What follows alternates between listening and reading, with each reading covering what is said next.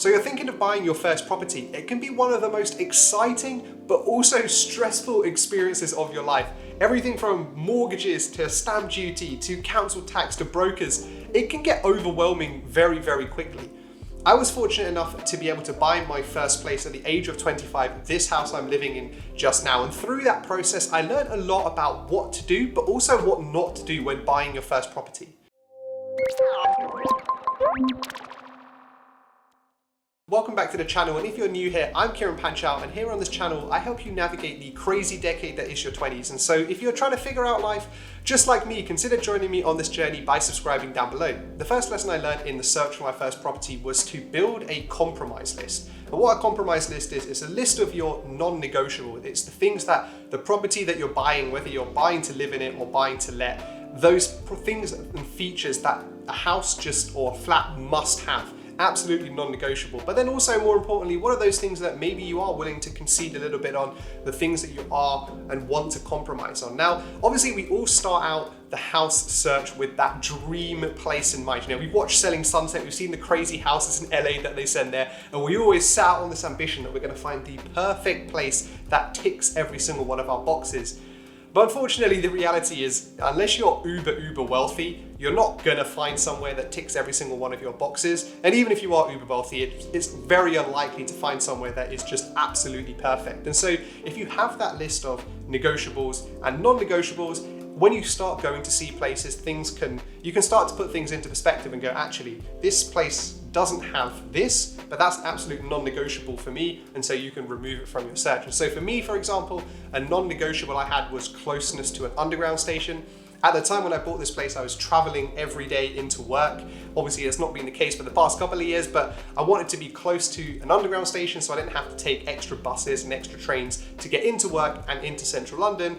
But then some of my negotiables were, south-facing. I wasn't uber set on a south-facing property. In the end, I actually did end up getting a south-facing property. A car parking space, because I didn't have a car at the time, was something that I was willing to compromise on. And so going into your viewings, having this list can really help frame whether the house or flat you're looking at is actually one that you can consider, or one where you just have to make too many compromises on your non-negotiables and therefore it's not right for you.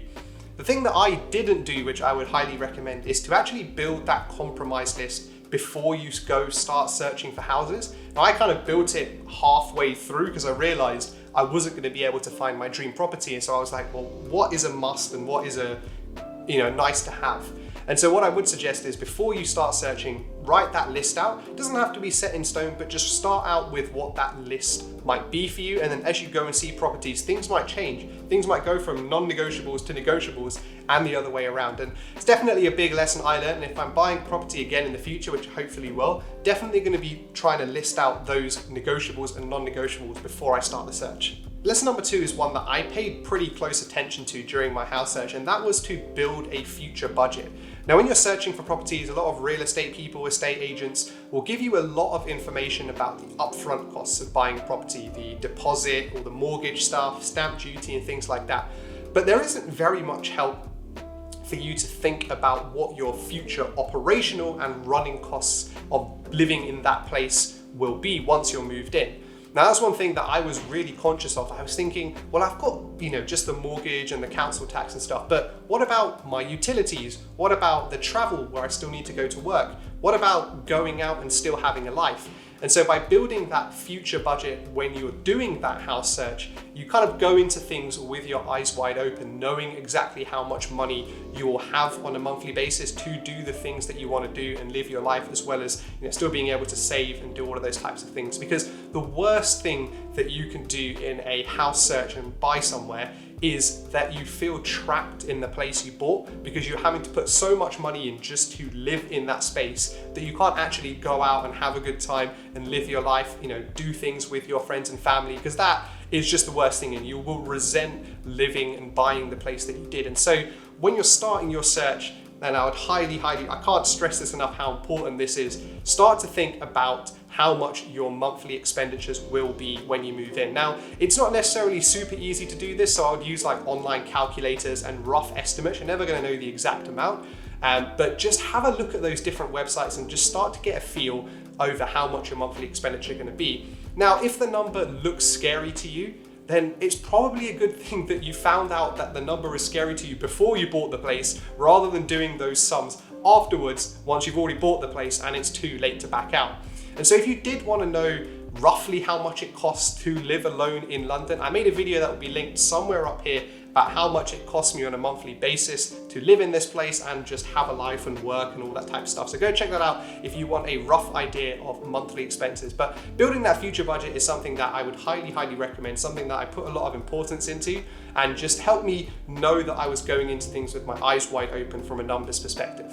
And lesson number 3 is to think about the future. At the time when I was doing a house search, I was living at home with my parents, and I was just super keen to leave. I wanted my independence. I wanted to start living my own life. And everywhere I was seeing, I was like, that's the perfect place, that's the perfect place, that's the perfect place. And obviously the reality of it was few of those places were actually the right and perfect place for me.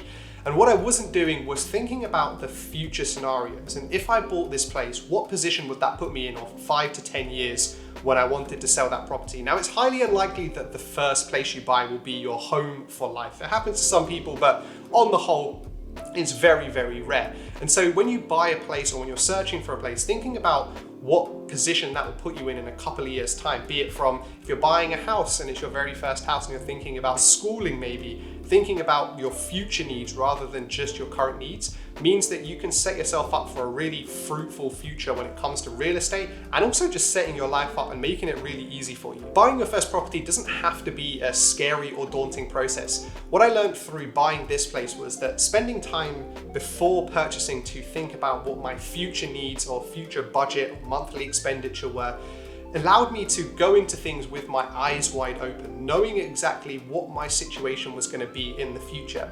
Now, buying a property, whether it's your first, second, third, is a big deal. It's a big life changer. And so going into it with lots of unknowns is just not the cleverest thing to do. And I definitely went into this with some unknowns, which is something that I'll learn for my next property purchase. But as many of those unknowns as you can eliminate when you're doing your property search, the more confident you'll be and you know you're making the right decision.